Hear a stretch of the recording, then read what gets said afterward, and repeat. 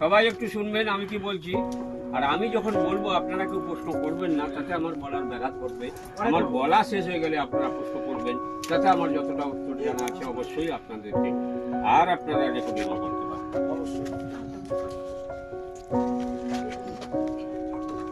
শুরু করি।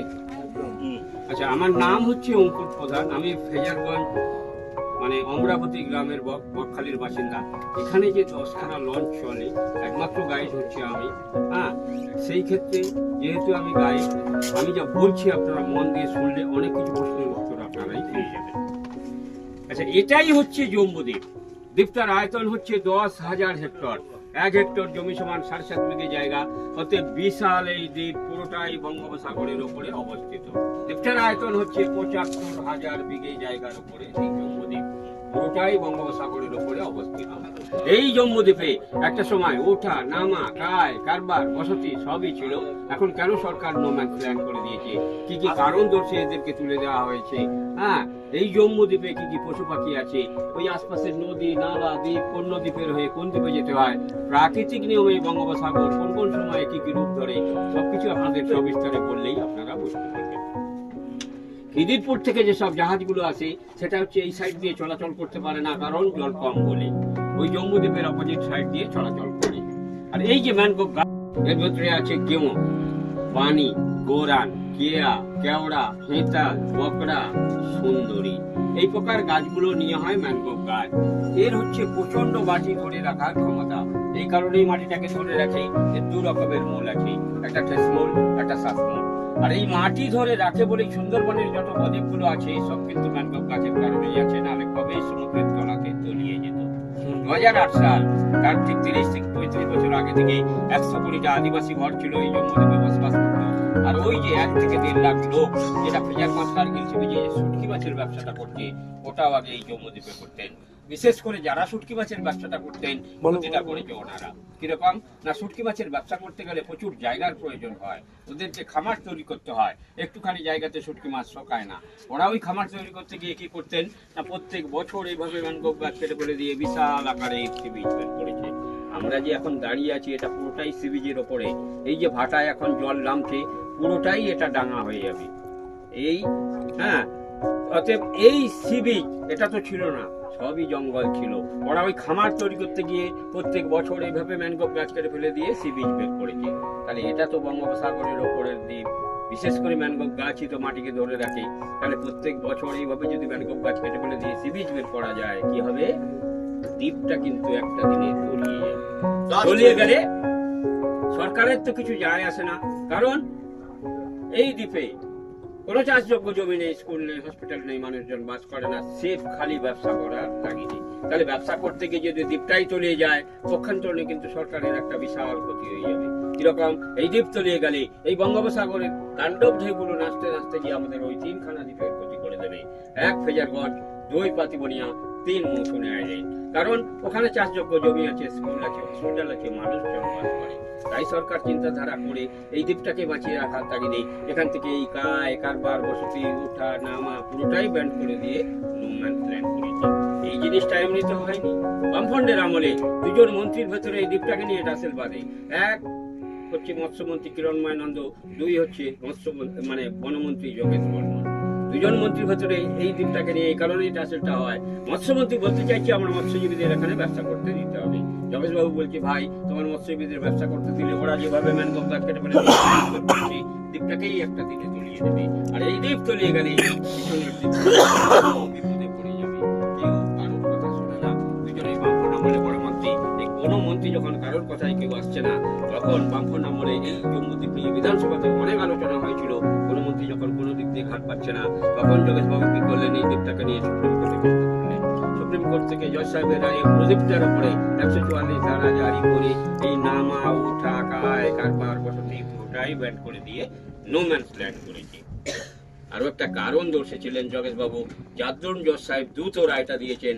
কারণটা হচ্ছে কি, যারা এখানে শুটকি মাছের ব্যবসাটা করতেন, ওরা কি করতেন, সরকারকে ট্যাক্স ফাঁকে দিয়ে বিনা ট্যাক্সে বিনা শুল্কে এখান থেকে ট্রলার বোঝাই করে শুটকি মাছ পাচার করতেন বাংলাদেশে। বাংলাদেশটা তো বিদেশি সাহায্যের ওপরেই চলে।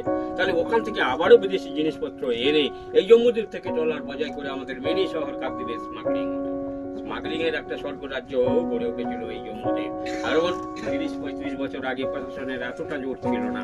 এখন যেরকম কেন্দ্র রাজ্য যৌথ প্রকল্পে সমস্ত সুন্দরবনের বদ্বীপগুলোতে পাহারা দেওয়া হয়, শুধু জম্মুদ্বীপ নয়, এটা বকখালি রেঞ্জের আওতায়। এখানে ফরেস্ট অফিস আছে, শুধু অফিস নেই, অফিসে সিসি ক্যামেরা পর্যন্ত লাগানো আছে। ফরেস্ট ডিপার্টমেন্টের লঞ্চটা ওই যে আমরা আসলাম চলে যাচ্ছে, হ্যাঁ, ওরা রক্ষণাবেক্ষণ করে, পাহারা দেয়। আর আপনারা যেখান থেকে উঠলেন ওই যেটির সামনের মাথায় দুখানা স্পিডবোট বাঁধা আছে, ওরা পার ডে পেট্রোল পাহারা দেয়। ইন্ডিয়ান কোস্ট গার্ডের ওভারক্রাফট যেটা ডাঙা চলে, জলেও চলে, ওই ফেজারগঞ্জে উইন্ডমিলগুলো যেখানে ঘুরছে দেখবেন ওখানেই আছে। গতকালই এই সিরিজের ওপরে বসে পাহারা দিচ্ছিল। তাহলে কেন্দ্র রাজ্য যৌথ প্রকল্পে এইভাবে সমস্ত সুন্দরবনের বদ্বীপগুলোতে পাহারা দেওয়া হয়, শুধু জম্বুদ্বীপ নয়। তাহলে জজ সাহেবের রায়ে পুরো দ্বীপটার উপরে এই 144 ধারা জারি করে এই নামা, ওঠা, কায়, কারবার, বসতি পুরোটাই ব্যান্ড করে দিলে কি হবে? ডক্টর আম্বেদকরের লেখা সংবিধানে ভারতবর্ষ চলে, তার রায় অমান্য করতে পারবেন না, কাউকে বাস্তুচ্যুত করতে পারবেন না, তাদেরকে পুনর্বাসন করতে হবে। তাই পুনর্বাসন করতে গিয়ে কি করলেন না, ওই যে 120টা আদিবাসী ঘর ছিল, ওরা যেখানে মাছ কাঁকড়া ধরতো, জঙ্গলে বসবাস করতো, ওদেরকে সাগর দ্বীপ, যেখানে কপিলমুনির মন্দির আছে, গঙ্গাসাগর মেলা হয়, ওখানে ভেস্টল্যান্ড জায়গার উপরে 120টা ঘর বানিয়ে ওদেরকে মৎস্যজীবী কার্ড দেওয়া হয়েছে। ওরা সেখানে মাছ কাঁকড়া ধরতে পারবে, কিন্তু কোনো প্রকার বসতি করতে পারবে না এই শর্তে। আর এই যে 1 থেকে 1.5 লাখ লোক যারা এই যে শুটকি মাছের ব্যবসাটা করতেন, এতটাই অপকর্ম করতেন, এই যে ম্যানগ্রোভ গাছ কাটতেন, সি বিচ বের করতেন, স্মাগলিং করতেন, ওদেরকে ওই যে ফেজারগঞ্জ কার্গিল সি বিচ দেখালাম, ওই 1 থেকে 1.5 লাখ লোককে ওখানেই পুনর্বাসন দেওয়া হয়েছে। এই কারণেই দেওয়া হয়েছে সামনে ফেজারগঞ্জ কোস্টাল থানা, ইন্ডিয়ান কোস্ট গার্ডের অফিসটাও ফেজারগঞ্জে, বকখালি ফরেস্ট রেঞ্জ অফিসটাও ফেজারগঞ্জের ভেতরে। ওরা ওখান থেকে ডলার বোঝাই করে আর শুটকি মাছ বাংলাদেশ পাচার করতে পারবে না, আর বাংলাদেশ থেকে বিদেশি জিনিসপত্র এনে স্মাগলিং করতে পারবে না। তার প্রথম ভয়টাই আপনাদের বললাম যে এই দ্বীপের আয়তন কত, এখানে কেন ওঠা, নামা, কায়, কারবার, বসতি পুরোটাই বন্ধ, এদেরকে কোথায় কোথায় পুনর্বাসন করলো।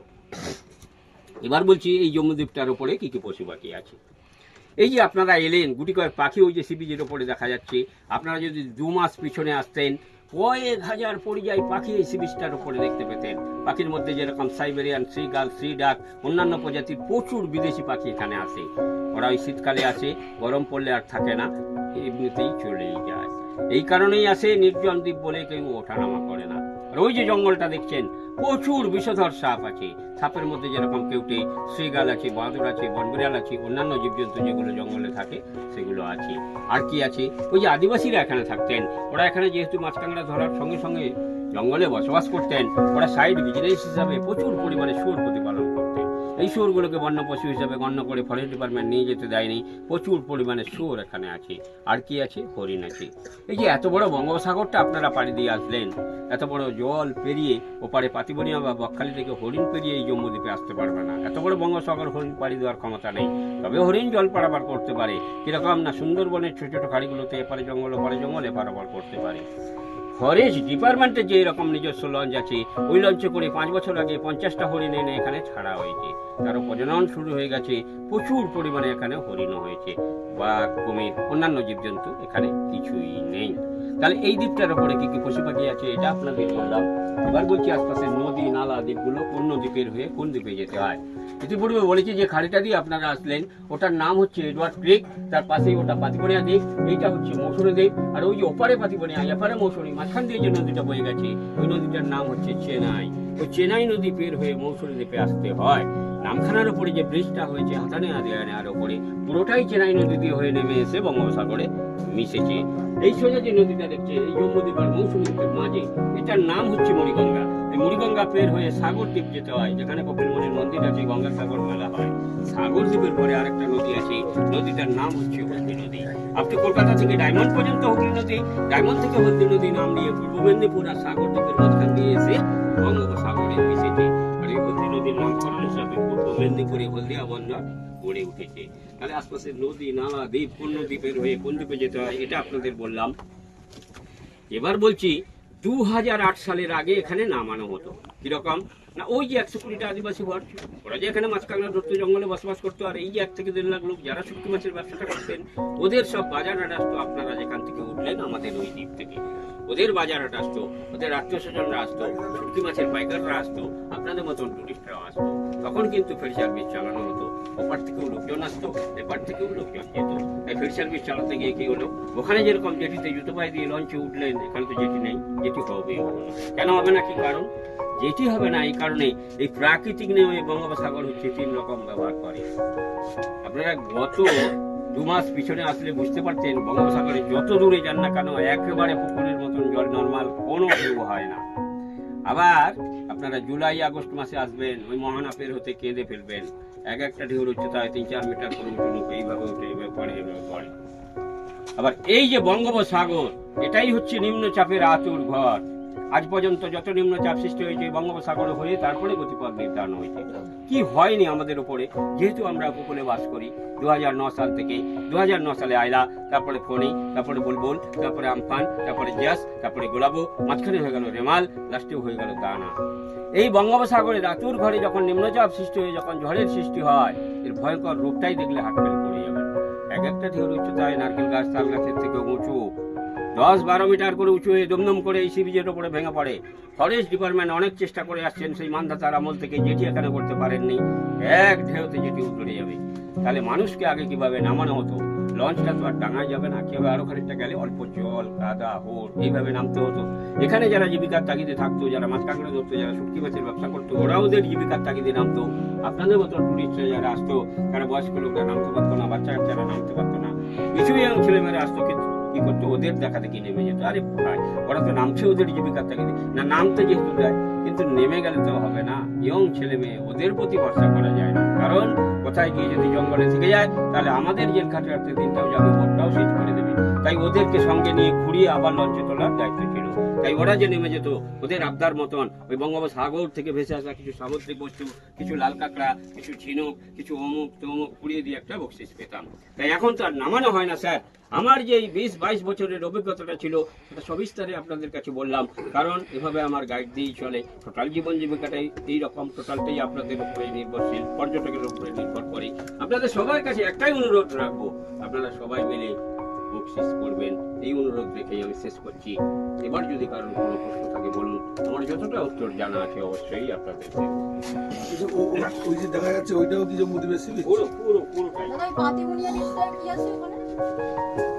মানে একটা পঞ্চায়েত, শিবরামপুর পঞ্চায়েত। ওখানে আচ্ছা আচ্ছা, এই জম্বুদ্বীপটা নামটা সেই এটা মানে কবে থেকে জম্বুদ্বীপটা নামটা? আপনি নেট খুলে ফেলুন, ভারতবর্ষের একটা সময় নাম ছিল জম্মু, সেখান থেকেই নাম এসছে। এবং আপনাকে পুরোটাই দেখিয়ে দিচ্ছি, পুরো বাংলার বরকের যাওয়ার মতন দ্বীপটা দেখুন। এই যে ঠোঁটা বেরিয়েছে, ল্যাজ ঝুলে গেছে। আচ্ছা, চেন্নাই নাম হলো কি করে যে চেন্নাই? চেন্নাই নয়, চেন্নাই নয়।